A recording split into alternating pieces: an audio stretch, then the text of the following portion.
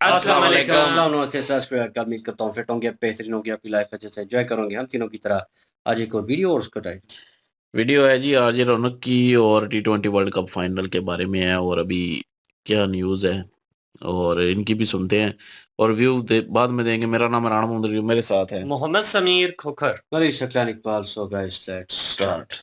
दोस्तों, भारत ने world cup जीता। प्रधानमंत्री नरेंद्र मोदी ने टीम इंडिया को बधाई दी, लेकिन टीम इंडिया को कांग्रेचुलेट करने से पहले ये कोई सूत्र बता रहे हैं, कोई बता रहा है कि मोदी जी ने पाकिस्तान फोन किया था और उन लोगों से कहा, पाकिस्तान के फैन से कहा, क्या कहा? आप लोग रोना बंद कीजिए, मेरे तक आवाज आ रही है। जी जी हाँ, पड़ोस में बैठे बकरों की जैसे मौत आ गई हो इंडिया की जीत को देखकर। बाद में ऐसे छाती पीट रहे थे वो लोग की आवाज यहां तक आ रही थी। अगर आज इंडिया फाइनल में ना हारे तो मैं अपनी टिंट करा दूंगा, मैं अपना गंजा करवा लूंगा। हर आखिरी ओवर के अंदर इंडियन ही क्यों 24 स्कोर मारते हैं? क्यों? तो हम सब मिले हुए पूरा का पूरा टूर्नामेंट तुम लोगों ने खरीदा हुआ है। साले का खोपड़ी तोड़। अब इस मेल्टडाउन को देखिए आप।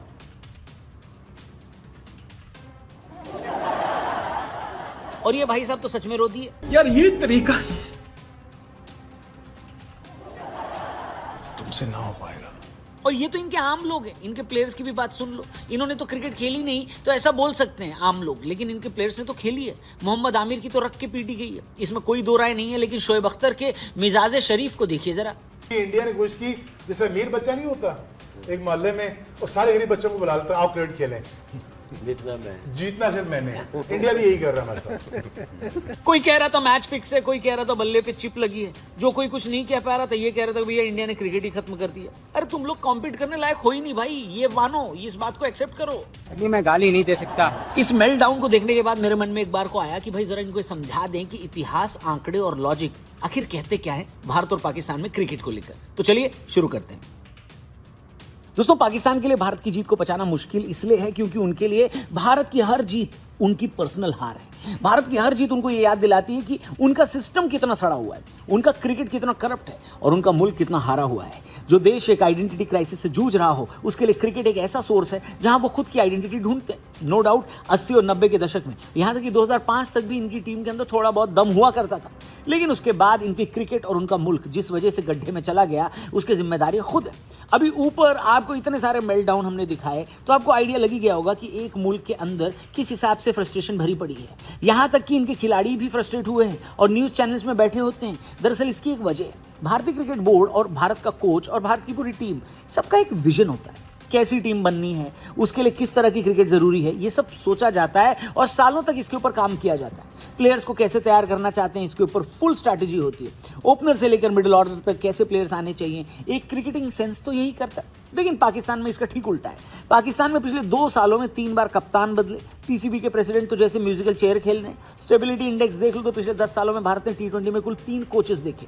पाकिस्तान ने इसी दौरान 11 अलग अलग कोच यानी मार्कस टेस्कोथिक से लेकर गैरी कर्स्टन सबको आजमा लिया। जब घर की नींव ही हिल रही हो भाई साहब, तो महल कैसे बनेगा? वहीं भारत के पास आईपीएल जैसा पावर हाउस है और पाकिस्तान के पास pajama salwar league, I mean PSL. अगर इंडिया का कोई बड़ा खिलाड़ी चोटिल हो जाए, इंजर्ड हो जाए, तो आईपीएल से निकला 20 साल का एक लड़का यशस्वी जायसवाल तक आके शतक जड़ देता है। पाकिस्तान आज भी बाबर आजम और रिजवान के इर्द गिर्द घूम रहा है। उनके पास प्लान बी नाम की कोई चीज ही नहीं है। बी तो छोड़ो, प्लान ए भी नहीं है। वहीं बीसीसीआई का बजट और पीसीबी का बजट जमीन आसमान का अंतर वाला है। भारत के एक डोमेस्टिक खिलाड़ी यानी रणजी प्लेयर की सालाना कमाई पाकिस्तान के कई इंटरनेशनल खिलाड़ियों के सेंट्रल कॉन्ट्रैक्ट से ज्यादा है। ये फाइनेंशियल इनसिक्योरिटी पाकिस्तानी खिलाड़ियों के परफॉर्मेंस पर दबाव भी डालती है, जबकि भारतीय खिलाड़ी निडर होकर खेलते हैं क्योंकि उनको खाने के वादे नहीं होंगे। भारत के जो डोमेस्टिक प्लेयर्स हैं वो अगर मेन टीम में सेलेक्ट न भी हों, तब भी वो अपने करियर को ऐसे मुकाम पर ले जा सकते हैं जहां कमाई उनके लिए कोई बड़ी प्रॉब्लम नहीं होती। लेकिन पाकिस्तान में तो हाल ऐसा है कि चंद पैसों के लिए मुल्क को बेचकर नो बॉल भी डाल देते हैं लोग। अब उनका कौन सा ऐसा खिलाड़ी जिसके बारे में मैंने ये बोला, ये जानने के लिए आपको पाकिस्तान के ताजा बाबा बने मोहम्मद आमिर से पूछना पड़ेगा। क्यों भाई? हेलो, खत्म। अब दोस्तों, पाकिस्तान के कुछ सी टाइप के फैंस हैं, ठीक है? हाँ, सी टाइप को सिर्फ चार्जर नहीं होता, फैंस भी होते हैं, समझे? और ये सी टाइप के फैंस जिन्हें क्रिकेट का सी तक नहीं पता, ये कहते हैं कि इंडिया ने दूसरी टीमों को खरीद लिया है, अंपायर्स खरीद लिए हैं, पिच अपने हिसाब से बना रहे वगैरह वगैरह। ये लोग ये भूल जाते हैं कि मार्केट में ये लोग बिकने को खड़े हैं, दुनिया नहीं। दोस्तों बीसीसीआई हमेशा एक अमीर बोर्ड नहीं था। दरअसल इस बोर्ड ने एक बड़े लेवल पर खुद को प्रोसेस के तहत बड़ा बनाया है। इसके लिए जगमोहन डालमिया को याद करना जरूरी है। भारतीय क्रिकेट आज जहां है उसका क्रेडिट स्वर्गीय जगमोहन डालमिया को जाता है। उन्होंने क्रिकेट को सफेद कपड़ों के खेल से निकालकर ग्लोबल कमर्शियल जायंट बनाया। वो क्रिकेट जो कभी कई लोगों के लिए बोरियत लगता था, उनको शॉर्ट फॉर्मेट और ओडीआई फॉर्मेट में बदल दिया। 90 के दशक से पहले बीसीसीआई को मैच दिखाने के लिए डीडी को पैसे देने पड़ते थे, दूरदर्शन को। डालमिया जी ने इसे पलट दिया और ब्रॉडकास्टर से पैसे लेना शुरू किया। आज आईपीएल के एक मैच की कीमत करीब 118 करोड़ रुपए है दोस्तों। पैसा ही पैसा हो गया। अब भारत ने पैसे को केवल बैंक में नहीं रखा, बल्कि उसे जमीन पर भी उतारा। आज भारत के पास 50 से ज्यादा इंटरनेशनल क्रिकेट स्टेडियम है। धर्मशाला की पहाड़ियों से लेकर चेन्नई के समुद्र तट तक हमारे पास हर मौसम और मिट्टी की पिचें हैं। इसने हमारे प्लेयर्स को हर तरह की पिच के हिसाब से एडजस्ट करना सिखाया। नेशनल क्रिकेट एकेडमी की भी बात करनी जरूरी है। इसका कंट्रीब्यूशन कोई नहीं भूल सकता। जी हाँ, एनसीए, बेंगलुरु में बना एनसीए, ये वो फैक्ट्री है जहां खिलाड़ियों की ट्रेनिंग और सर्विसिंग दोनों होती है। ऋषभ पंत का वो भयानक एक्सीडेंट और उसके बाद उनकी वापसी, ये इसी सिस्टम की जीत है। पाकिस्तान के पास ऐसी कोई एडवांस सर्विस नहीं है जहां खिलाड़ी चोट के बाद सही वैज्ञानिक तरीके से वापसी कर पाए। बल्कि पड़ोस में पाकिस्तान में एक पर्ची सिस्टम है जो किसी के भी दामाद को टीम में ला सकता है और किसी के ससुर के सोर्स से वो टीम में आ सकता है। समझे? तू समझा? हाँ। नहीं, तू समझा नहीं। वहीं भारत ने डेटा और टेक्नोलॉजी पर भी काम किया है। भारतीय क्रिकेट आज डेटा पर चलता है। हर खिलाड़ी की कमजोरी और मजबूती का सॉफ्टवेयर से एनालिसिस होता है। पाकिस्तान आज भी कुदरत के निजाम और किस्मत के भरोसे बैठा रहता है। किस्मत ने हर बार पाकिस्तानियों की घुमाकर मारी है, वो बात अलग है। अब दोस्तों यहाँ अंतर प्रोफेशनलिज्म बनाम इमोशंस का है। भारत एक प्रोसेस ड्रिवन सिस्टम को फॉलो करता है। भारतीय खिलाड़ी अब मैच को एक जॉब की तरह देखते हैं, जिसे पूरी शिद्दत और डिसिप्लिन से करना है। विराट कोहली ने टीम में जो फिटनेस कल्चर डाला है, उसने साइकोलॉजी बदल दी। अब भारतीय खिलाड़ी हार से टूटते नहीं, बल्कि बाउंस बैक करते हैं।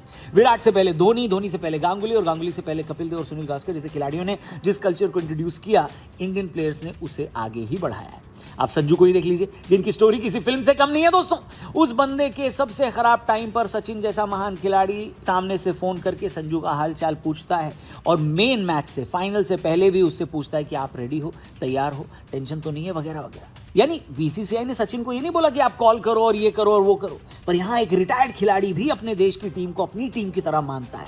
वो इस बात की जिम्मेदारी समझता है कि अगर कोई टैलेंटेड और स्किलफुल खिलाड़ी है तो उसको कैसे संभालना है, ताकि एक इंटरनेशनल क्रिकेट के लिए, एक बड़े प्लेटफॉर्म के लिए, एक बड़े मैच के लिए वो कैसे तैयार हो सके। थैंक यू सचिन रमेश तेंदुलकर, आपको यूं ही क्रिकेट का भगवान नहीं कहते। Thank you. वहीं दूसरी तरफ पाकिस्तान है, जिनके पुराने खिलाड़ी टीवी पर बैठकर अपनी ही टीम की बैंड बजाते हैं। शोएब अख्तर जैसे खिलाड़ी ये कहते हैं कि अगर उनको पैसे न मिल रहे होते तो वो टीवी पर पाकिस्तान टीम की बात भी नहीं कर रहे होते, है कि नहीं? पाकिस्तान में टीम से बड़ा स्टार होता है, वहां गुटबाजी यानी ग्रुपिज्म आम बात है। जब टीम हारती है तो वो एक दूसरे पर दोष मढ़ते हैं। अभी इसी वर्ल्ड कप में इस बात की भी हवा उड़ी थी कि पाकिस्तान का ड्रेसिंग रूम मल्टीपल खेमों में बट गया था जब उनको फिर से टीम इंडिया से हार मिली थी उसके बाद। अरे इनका एक प्लेयर श्रीलंका के कैंडी में एक फीमेल होटल स्टाफ के साथ बदतमीजी कर रहा था और टीम के मैनेजर को संभालना पड़ा। कितने बेगैरत लोग हैं, छी थू। तो साला बहुत नीच आदमी रहे। मतलब क्रिकेटिंग कल्चर ही वहां का बकवास है। जी हाँ, सीनियर प्लेयर्स की जूनियर प्लेयर्स इज्जत नहीं करते, सीधा ये सवाल पूछ देते कि चलो हम तो इंडिया से नहीं जीत पाए, पर आप लोगों के टाइम पर आप क्या कर लेते थे भाई साहब, हैं? बस ये सुनते ही लोगों का मुंह बन जाता है, उन लोगों का, सीनियर लोगों का। क्योंकि जिस देश के पास वसीम अकरम, शोएब अख्तर और वकार यूनिस जैसे खिलाड़ी रहे हों, उनके यहाँ क्रिकेट का ये हाल नहीं होना चाहिए था, पर है। यानी मेंटली ये लोग सरेंडर कर चुके हैं, बात खत्म। अब यहाँ एक कड़वा सवाल पूरी दुनिया पाकिस्तान से पूछ रही है कि क्या आप लोग पाकिस्तान वाले क्रिकेट खेलने के लायक भी हो या नहीं? क्या पाकिस्तान वाकई एलीट क्रिकेट का हिस्सा होने की कैपेबिलिटी रखता है या नहीं? किसी भी देश की टीम तभी महान बनती है दोस्तों जब उसका घरेलू ढांचा मजबूत हो। भारत की रणजी ट्रॉफी दुनिया की सबसे डिफिकल्ट टूर्नामेंट्स में से एक है। पाकिस्तान का घरेलू क्रिकेट मजाक बनकर रह गया है, जहां पिचें और अंपायरिंग हमेशा सवालों के घेरे में रहती है। आए दिन पाकिस्तानी खिलाड़ियों के वीडियोस वायरल होते हैं जहां वे फिटनेस के बजाय खाने पीने या फालतू की बयानबाजी में लगे रहते हैं। एक इंटरनेशनल एथलीट के लिए जो डिसिप्लिन चाहिए वो वहां से गायब है। सोचिए इस टीम से आजम खान जैसा एक विकेट कीपर खेलता है जो अगर 2 कदम भी दौड़ जाए तो पड़ोसी देश में भूकंप आ जाए। भाईजान हेलो, बात तो सही है। वहीं रैंकिंग की बात करें तो उसमें वो भले ही थोड़ा ऊपर दिखें, लेकिन जब बड़ी टीम हो जैसे ऑस्ट्रेलिया, इंग्लैंड या हमसे मुकाबला होता है तो उनकी पोल खुल जाती है। बाकी दोस्तों भारत की बात करें तो अब 90 के दशक की ऑस्ट्रेलियाई टीम, जिसमें पॉन्टिंग, वॉन, मैग्रा की टीम जो थी, उससे भारत की तुलना करना अब गलत नहीं होगा। भारत उसी रास्ते पर है। ऑस्ट्रेलिया की खासियत थी कि वो भारत में आकर भी जीतते थे। आज की भारतीय टीम ने ऑस्ट्रेलिया को ऑस्ट्रेलिया में हराकर ही साबित किया है कि हम कंडीशंस के मोहताज नहीं हैं। स्टीव वॉ कहते थे कि ऑस्ट्रेलिया की ए टीम भी वर्ल्ड कप जीत सकती है। आज भारत के बारे में भी यही कहा जा सकता है। हमारी बी टीम ने भी बड़ी बड़ी टीमों को जाकर उनके देश में हराया है। 90 के दशक में टीमें ऑस्ट्रेलिया के खिलाफ मैदान पर उतरने से पहले ही हार मान लेती थी। आज रोहित और विराट की टीम ने वो ऑरा बनाया और सूर्य कुमार यादव की टीम ने उसी की याद दिलाई। सोचिए हमारा 8वें नंबर का बल्लेबाज भी एक ओवर में 20 रन चेस कर सकता है। अब जरा विन परसेंटेज पे आते हैं। पिछले 5 सालों में भारत का विन परसेंटेज सभी फॉर्मेट्स में दुनिया में सबसे ज्यादा रहा है। T20 वर्ल्ड कप की जीत ने इस डोमिनेंस पर मुहर भी लगा दी है। इतना ही नहीं, हमारी विमेंस टीम ने भी वर्ल्ड कप जीता। पिछला चैंपियंस ट्रॉफी 2024 और 26 का वर्ल्ड कप हमने जीता ही। अगर वो एक खराब दिन नहीं होता दोस्तों, 2023 का वर्ल्ड कप भी हमारा होता, क्योंकि ऑस्ट्रेलिया ने पूरी सीरीज में चैंपियन की तरह खेला ही नहीं था। खैर, पाकिस्तान की चिड़ नॉर्मल है, क्योंकि वो ये देख रहे हैं कि उनका पड़ोसी यानी भारत रॉकेट की रफ्तार से आगे निकल गया और वो वहीं खड़े के खड़े रह गए जहां 30 साल पहले थे। भारत का सिस्टम, पैसा, डिसिप्लिन और विजन का जो मेल है उसे एक ऐसी अनडिफीटेड पावर बना चुका है, यानी भारत को एक ऐसी पावर बना चुका है जिसे हराना अब किसी भी टीम के लिए मिशन इम्पॉसिबल जैसा है।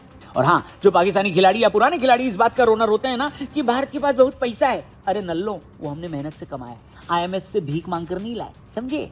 तुम्हारे में हिम्मत है तो तुम भी बना लो, नहीं तो कुदरत का निजाम ऐसे ही तुमको हमाम में नंगा करता रहेगा, समझे भाईजान? हेलो। खैर, इस पूरे एपिसोड पर दोस्तों आपका क्या कहना है कमेंट करके जरूर बताइएगा। भारत की जीत पर हमारे दोनों पड़ोसी जो अपनी छाती पीट रहे हैं, हालांकि इस तरफ वाला यानी पाकिस्तान तो बहुत ज्यादा ही छाती पीट रहा है, उसके रोने की आवाज यहां तक आ रही है। बांग्लादेश इस वक्त बहुत ज्यादा चिड़ा बैठा है पाकिस्तान के ऊपर। क्यों? क्योंकि इस पूरे टूर्नामेंट को, इस पूरे T20 वर्ल्ड कप को अगर आप ध्यान से देखें तो कई सारे ऐसे एसोसिएट नेशंस हैं जिन्होंने बहुत अच्छा खेला है। नेपाल से लेकर जिम्बाब्वे की तो क्या ही बात करें, और भी टीमों ने अच्छा प्रदर्शन किया, इटली तक ने अच्छा प्रदर्शन किया। और इन सारी टीमों ने प्रदर्शन करके बांग्लादेश को एक मैसेज दिया कि भाई साहब, इतने बड़े प्लेटफॉर्म पर आकर खेल जाना, परफॉर्म कर जाना अपने आप में एक बड़ी बात होती है। तुम लोग ने काहे को बॉयकॉट किया पाकिस्तान के कहने पर, और इसी वजह से बांग्लादेश भी चिढ़ा बैठा हुआ है। वेल, अगर आप में से कोई बांग्लादेश से देख रहा है तो पाकिस्तान को अगर आप कुछ कहना चाहते हो कमेंट करके जरूर बताइएगा, क्योंकि यहाँ पर पाकिस्तान ने ही बांग्लादेश का बड़ा वाला काट दिया। इसके ऊपर मैंने इंस्टा पर एक रील भी बनाई है, जाकर हमें इंस्टा पे भी जरूर फॉलो करिएगा। ये वीडियो कैसी लगी कमेंट करके बताना, चैनल को सब्सक्राइब करना, वीडियो अपने दोस्तों से भी शेयर करना। जल्दी मिलते हैं। Thank you for watching. जय हिंद।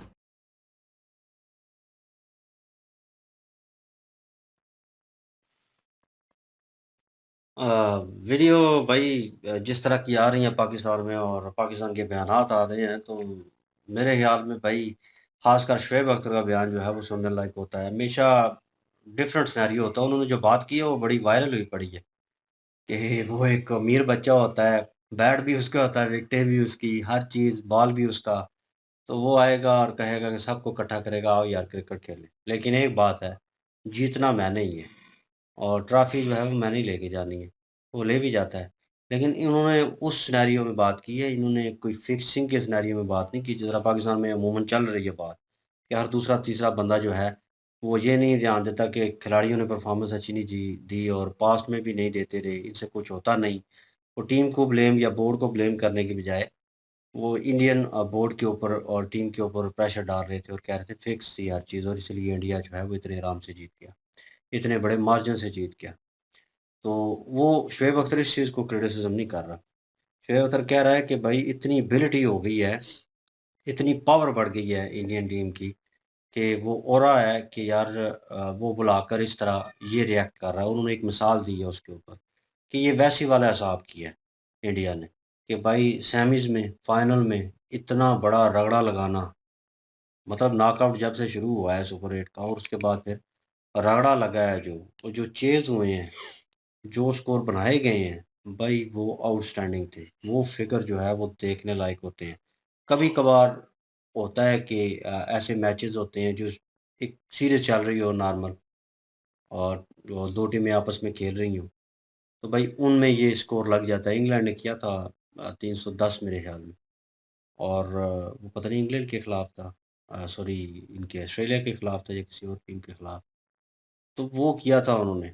इन दैट टाइम वो भाई वर्ल्ड कप का मैच नहीं होगा और यहाँ पे भाई वर्ल्ड कप के मैच थे और नॉकआउट चल रहा था, फिर सेमी, फिर फाइनल और बड़ा प्रेशर होता है भाई। एक तो आपके ऊपर ऑलरेडी इस चीज़ का प्रेशर होता है कि भाई आपने फाइनल लेके जाना है, आपने अपनी कंट्री की रेपो जो है वो रखनी है। सेकंड थॉट ये होती है कि उसके ऊपर आपकी हमसाया कंट्री जो है वो ऑलरेडी बाहर हो चुके हों, उनके पल्ले कुछ ना बचा हो। भाई एदे पल्ले कुछ नहीं तो उनके पल्ले कुछ नहीं है। तो उनको पता होता है कि हम तो डूबे हैं सनम, तो उनको भी ले डूबेगी। तो वो इस चीज़ पे खुश हो रहे थे कि न्यूज़ीलैंड जो है वो लेके जाएगी और हम जो है वहाँ पे टीवी पे बैठ के वो चाचा पाकिस्तानी और वो भट्टी जो है फुरकान और एक वो कराची वाला है एक लौंडा जो है फैमिली व्लॉग बनाता है। ये सारे जो है वेट कर रहे थे इस चीज़ का कि न्यूज़ीलैंड हराएगी और हम जो है उसके ऊपर हल्लाशाही करेंगे और गालियाँ निकालेंगे और क्रिटिसिज़्म होगा हर किस्म का। ठीक है, और भाई व्यूज़ उनको वहाँ पे भी आने, यहाँ पे भी आने हैं, और दोनों सूरतों में आने थे। तो वो वेट कर रहे थे, दोनों चीज़ें जो हैं होंगी, लेकिन गुस्सा निकलेगा, ठीक है? वो पंजाबी मसाला टठक होती रोक मारे थे। मतलब कि किया करे कोई भरे कोई, और किसी के कंधे के ऊपर रख के चला रहे हैं ये। न्यूज़ीलैंड की सपोर्ट की है, उनके लगवा दी हैं इन्होंने बड़े वाले ऐल। तो वो निकल गई, वो गई भाई, इंडिया जीत गई। अब जनाब कभी कहते हैं पिचें बनाई हुई हैं।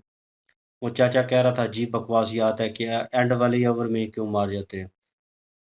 तेरे पिछवाड़े में ना वो पुराने मैच निकाल के ना वो देने चाहिए तेरे पिछवाड़े में। जब अब्दुल रज़ाक जो है, वो लास्ट के 5 ओवर, पाकिस्तानी टीम जो है लास्ट के 5 ओवर, ये एक सिनेरियो है, प्रॉपर निकाल के देख लो जाके, नहीं पता तो। फुद्दू हो तुम लोगों को तो क्रिकेट देखी नहीं है तुम लोगों ने, ठीक है ना? कि अब्दुल रज़ाक और ये आते थे और लास्ट के ऑस्ट्रेलिया को पेल दिया, मैगरा जैसा बॉलर, उसको पेल कर आखिर वाले 3 ओवरों में ये 60-60 स्कोर मारते रहे हैं। मतलब 18-20 बालों के ऊपर ये 60-60 स्कोर लगता रहा है, पाकिस्तानी टीम मारती रही है। अब बोलो कि वो फिक्स था, पाकिस्तानी बोर्ड ने फिक्स किया हुआ था, इतनी बड़ी टीम को मारना आसान नहीं है, ये फिक्स था सारा, पैसे का लेन-देन था। बोलो ना अब, यहाँ पे भाई परफ़ॉर्म कर रहे थे लड़के, हर चीज़ पता चल रही थी। आपके प्लेयरों ने 9 बॉलें मारी हैं, साफ पता चल गया। उसके बाद पता चल गया भाई फिक्स हुआ पड़ा है।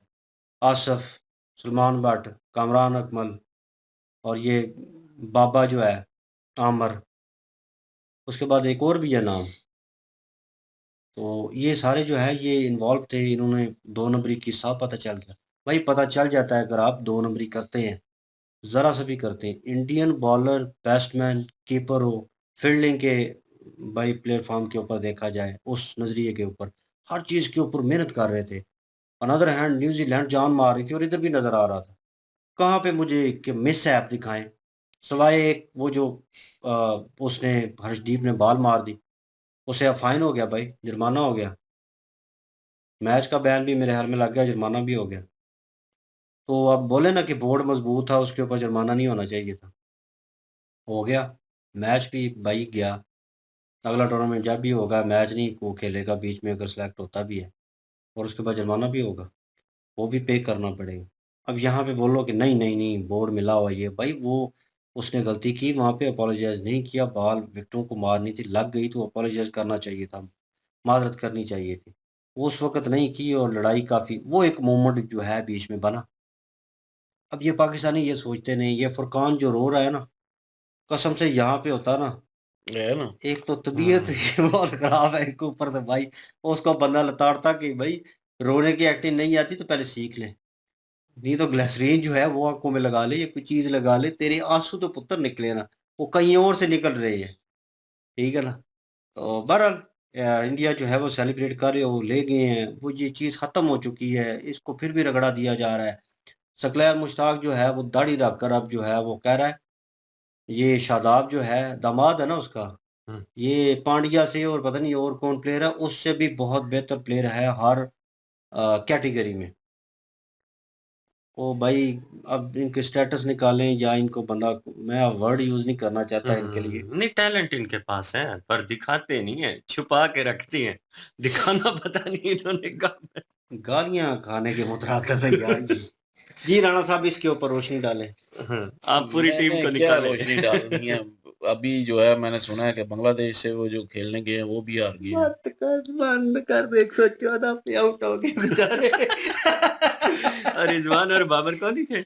और जमान ने जो नहीं, रिजवान कौन था? बाबर को तो निकाल दिया ना। रिजवान खेला हुआ अच्छा। था, ना बाबर को। बाबर को निकाला है। तो शाहीन था, मैंने तो देखा ही नहीं है मैच, सीधी सी बात वो है। मेरे सामने हाईलाइट आ गई। मैं देखता ही नहीं हूँ और ना ही मुझे पता। वो ये मैंने सिर्फ न्यूज़ देखी है कि मतलब हार गए हैं जी बांग्लादेश से। बांग्लादेश ने मुझे नहीं 114 पता पे आउट कर कितने दिया। बनाए हैं कितने नहीं बनाए। हम्म। तो ये है इनकी औकात।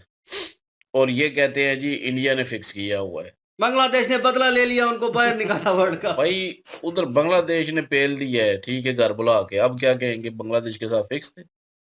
शुक्र करें बांग्लादेश को भी अभी ये नहीं कहा कि श्रीलंका की तरह आप कंप्रोमाइज कर लेते, हम आपके घर पे आए हुए थे, आपके मेहमान थे, चलो इज्जत ही रख इसने लेते, कहा पहला होगा मैच तो भट्टी, जीतने देते ना। भट्टी ने कहा होगा। तो भट्टी का फिर रोना तो बनता है। और मेरे ख्याल में ये इसीलिए रो इसी रहा पे था रोना था मेरे ख्याल में, ये इसी पे पाकिस्तान में जो पाकिस्तान आ रही है ना इसी पे रो रहा था शायद अरे पाकिस्तानी टीम का ना टैलेंट बड़ा कमाल का है। कुछ टीमों से मिन्नतें तरले करके टैलेंट ही जीतना, है ना कुछ टीमों टॉयलेट से ये कहना कि आप हमारे साथ कंप्रोमाइज कर लो, कुछ अपनी आवाम से कहना कि आप लोग जो हैं वो कोई दवाएं शाएं करें, उससे हम जीतेंगे। अपना काबिलियत जो है ना उसके बलबूते पर जीतने की एक रत्ती बराबर भी कोशिश नहीं करते। या तो दुआओं के सहारे पे होते हैं या अगली टीम से कहते हैं जी कि आप हमारे साथ कंप्रोमाइज कर लेते हैं, आप जो है वो हमें मौका दे देते हैं। जिस तरह से ये कह रहे थे बार बार कि यार श्रीलंका ने हमारा लिहाज नहीं किया, बांग्लादेश अगर होता तो वो कर जाता। अब देख लें जो बांग्लादेश ने किया आपके साथ, बदला लिया उन्होंने, उनको घर निकाला पे था। बुला के सालों आपसे बदला ले लिया उन्होंने जो उनके साथ आपने प्रैंक किया था। वही ना उन्होंने पेल के रख दिया और बाकी रही बात भाई अपना इंडिया जो टीम है इंडिया जो बोर्ड है उसने भाई जैसे कि हमने पहले भी एक वीडियो की थी कि मतलब एक गरीब बोर्ड था तो उसके बाद उसने पैसा किस तरह कमाया। बात ठीक है कि उन्होंने कमाया है उनके पैसे पे नजर ना रखे तो बेहतर है। वो उनके पास कितना है कितना नहीं है उनका अपना खुद का है। उस बोर्ड ने कमाया है उस बोर्ड ने वो लगाया भी है फिर और जिनकी वजह से ये बोर्ड ऊपर गया है उनका भी जिक्र कर रहे थे। तो ये सारा कुछ जो है वो उस बोर्ड ने पहले सहा है सब कुछ उसके बाद मेहनत की है मेहनत करके जो है वो ये सारा कुछ कमाया है और एक अमीर बोर्ड बन गया है। और वो बता रहे थे कि पहले जो है वो दूरदर्शन को पैसे दे के जो है वो लाइव दिखाया जाता था अब पैसे लेके दिखाया जाता है बिल्कुल। तो ये फर्क हो गया अब। तो भाई उन्होंने अपना एक मुकाम बनाया इंडिया टीम ने। इंडिया टीम वो फिटनेस का बता रहे थे कि कहाँ कहाँ से और जो है वो देखा है? सब कुछ जो है उनकी केयर कैसे की जाती है उनके टेस्ट कैसे होते हैं। उसके बाद शेफ रूम क्या है, सॉफ्टवेयर सॉफ्टवेयर यूज होते हैं बीच में कि उनकी परफॉर्मेंस क्या है उनके जो उनकी गलतियां हैं वो पकड़ी जाती हैं उन पे काम किया जाता है फिर अगली दफा जो है वो गलतियां खत्म हो जाती हैं। जिस तरह अभिषेक जो है वो उनमें काफी सारी जो है वो कमजोरियां थी तो हो सकता है अगली दफा जब आएंगे तो वो कमजोरियां दूर के आए क्योंकि उन पे उनकी तवज्जो होगी गौर कर रहे हैं। वर्कआउट करेंगी उसके ऊपर कि भाई वीक पॉइंट कहाँ है। बिल्कुल। और बहरहाल ये है कि वहां पे काम किया जाता है यहाँ पे क्या है यहाँ पे इन्होंने कोई मेहनत नहीं करनी कोई कुछ नहीं करना होता।